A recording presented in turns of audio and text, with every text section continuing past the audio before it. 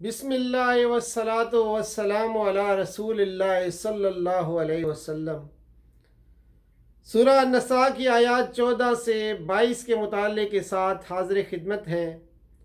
مطالعہ قرآن کا یہ پروگرام، دورہ قرآن کا یہ پروگرام، جس میں آج کی آیت تلاوت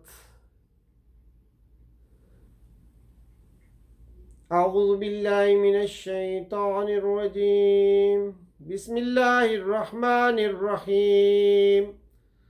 واللاتی یاتین الفاحشۃ من نسائکم فاستشہدوا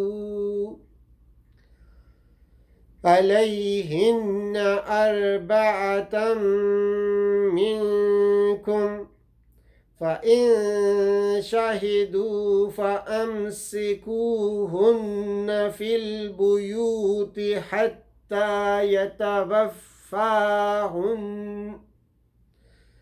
يَتَوَفَّاهُنَّ الْمَوْتُ أَوْ يَجْعَلَ اللَّهُ لَهُنَّ سَبِيلًا۔ آج کے مضمون کا سابقہ مضمون سے ربط ہے جی۔ پچھلے مضمون میں مال کی لالچ کے نتیجے میں فساد کے سبب کا ذکر ہوا تھا، جبکہ اس مضمون میں شہوانی بے راہ روی اور جنسی آزادی پر پابندی ذکر کی جا رہی ہے۔ آنے والے احکام وہ احکام ہیں جبکہ اس وقت اسلامی ریاست مضبوط نہیں ہوتی تھی۔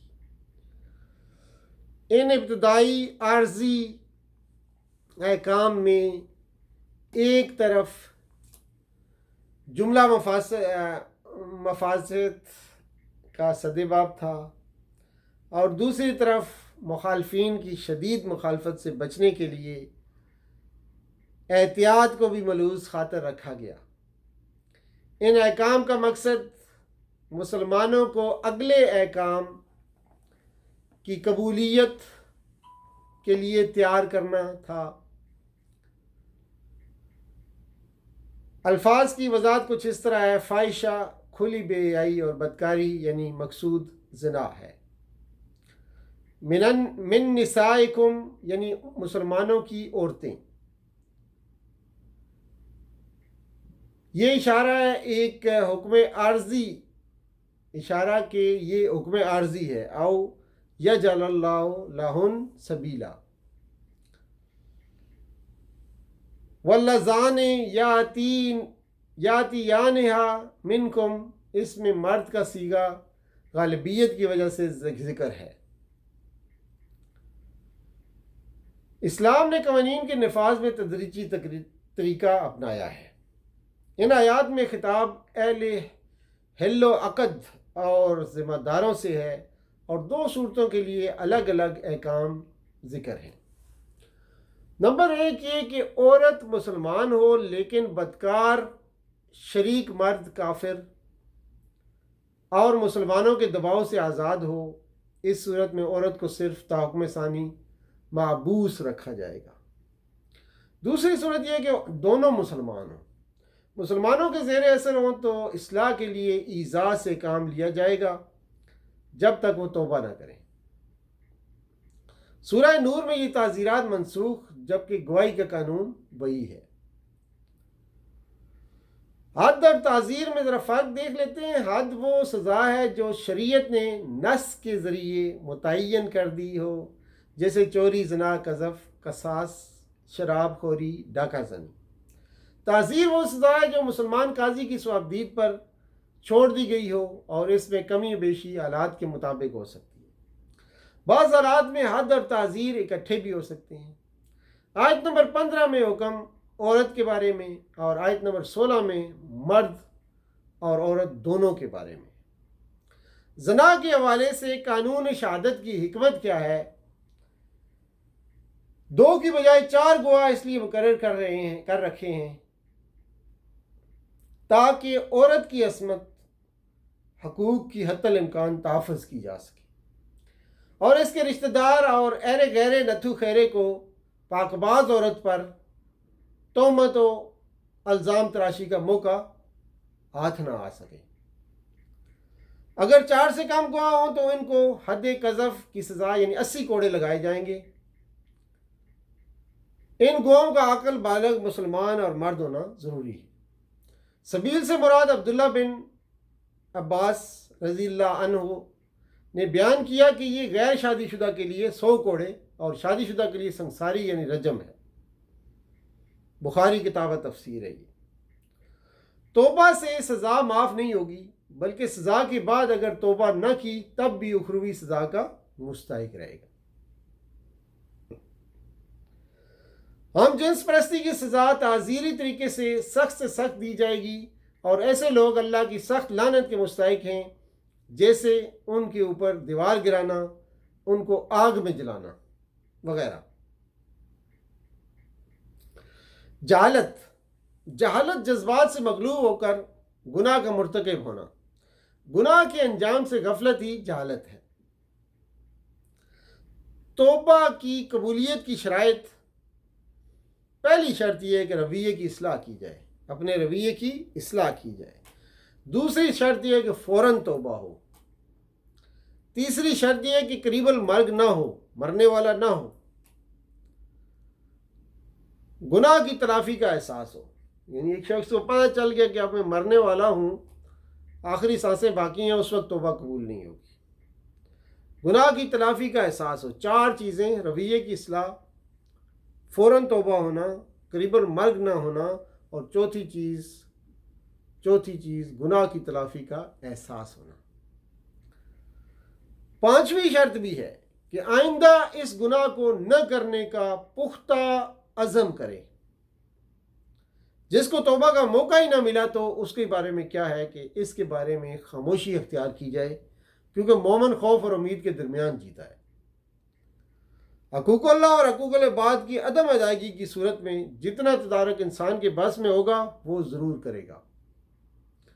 توبہ کی نسبت اللہ تعالیٰ کی طرف ہو تو مراد یہ ہوگی کہ اللہ تعالیٰ کی پھری ہوئی رحمت واپس متوجہ ہو گئی، اور انسان کی طرف نسبت ہے تو مراد یہ ہوگی کہ بندے نے اپنی غافل اور غیر متوجہ حالت درست کر کے اللہ کی طرف رجوع کر لیا ہے۔ رسول اللہ صلی اللہ علیہ وسلم کا ارشاد ہے، توبہ کرنے والا اللہ کا دوست ہے، اور گناہوں سے توبہ کرنے والا ایسا ہے جیسا اس نے گناہ کیا ہی نہیں۔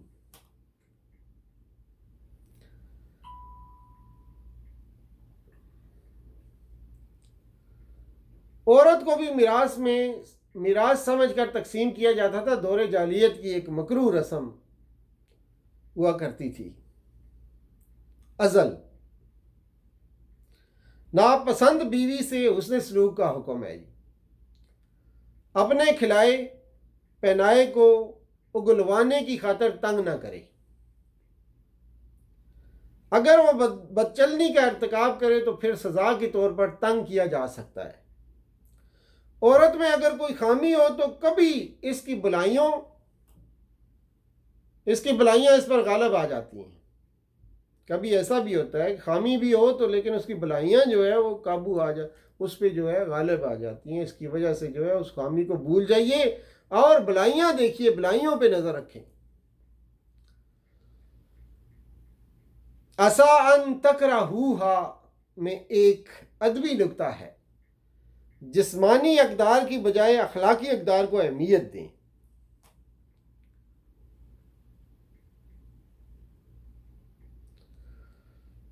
آیت نمبر 20-21 میں کنتار کا معنی مال کثیر ہے۔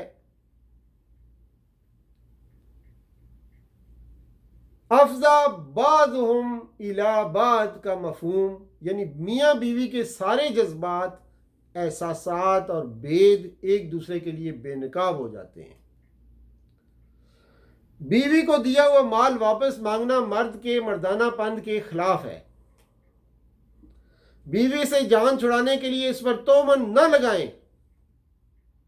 نکاح ایک محکم اور مضبوط معاہدہ ہے، یہ ہمیشہ کے لیے ہے۔ نکاح کی وقتی، محدود اور عارضی نیت نکاح کو فاسد کر دیتی ہے، اسی لیے نکاح متع جو ہے حرام ہے۔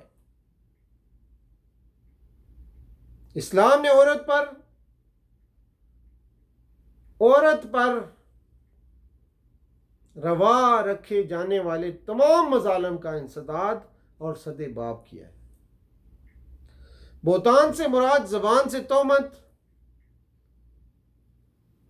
عمل اور رویے سے بہتان کا تاثر ظاہر کرنا ہے۔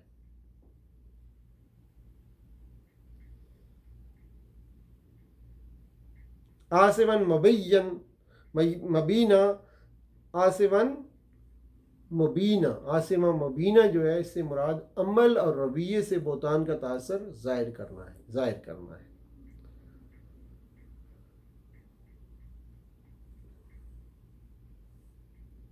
ناپسندیدہ نکاح زواج المقت آیت نمبر 22 کی روشنی میں ایک جاہلانہ رسم تھا کہ باپ کی منقوعات بیٹے کو وراثت میں ملتی تھیں اور وہ ان سے نکاح کرنے میں کوئی کباہت محسوس نہیں کرتے تھے۔ پچھلی رسم و رواج کے نتائج اور عائد شدہ ذمہ داریاں ساقط نہیں ہوں گی، یعنی ایسے نکاح سے ہونے والی اولاد ناجائز اور وراثت سے محروم قرار نہیں دی جائے گی۔